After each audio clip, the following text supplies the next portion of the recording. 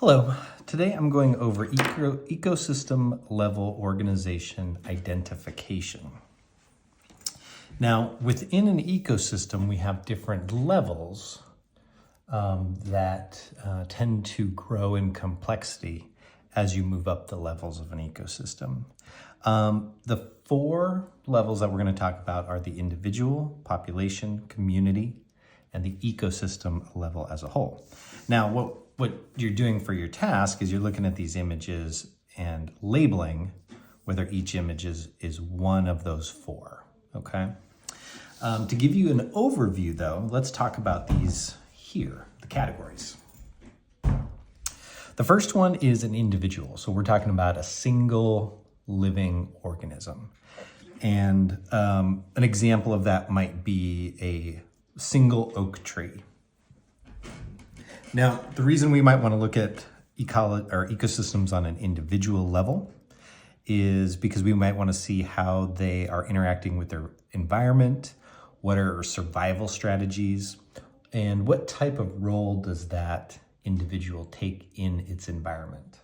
And that might be different than an individual of the same species. So if we're talking about an oak tree, maybe there's a small difference between two oak trees in how they are surviving, even though they're the same species. Next is population. Population is just one group of a single species living together. For instance, a pack of wolves that live together is a population.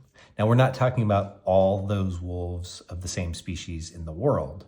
They should be living together and regularly interacting. That's the population level. Some reasons you study populations is to understand how populations grow, how they reproduce, how well that population might be surviving in its particular environment. Next is community. And again, you notice that it's just getting more complex. One individual, one population. At the community level, we're talking about all the populations in an area that are interacting together. So for instance, let's say we're talking about an oak forest. We're talking about all the oak trees, all the birds that live there, all the insects, all the squirrels, all the populations that live and interact in that oak forest environment. That's the community level. We would study community level interactions because we want to know how species interact with each other, how they affect each other. We want to know what types of predation there are, competition. And these things are going to tell us how one population affects another population. And then finally, we have ecosystems. Now, ecosystems, we're just continuing with the pattern here. We take a community, but with ecosystems, we're going to add the non-living things in here. So we take all those populations of animals that we talked about before in the oak forest. And then with ecosystem, we add interactions between things like soil, atmosphere, water, ponds, the physical parts, the non-living parts of the environment that have an effect on the living things. And we would study ecosystem level because we might need to know how do populations interact when there is one source of fresh water, okay? And that's going to be different than an ecosystem that has the same animals, but maybe multiple sources of fresh water. That's just one example. So down here, you want to write out whatever it is you see in this picture. So the first one's pretty easy, right? This is an individual. We're just talking about the one organism. So you're going to write individual.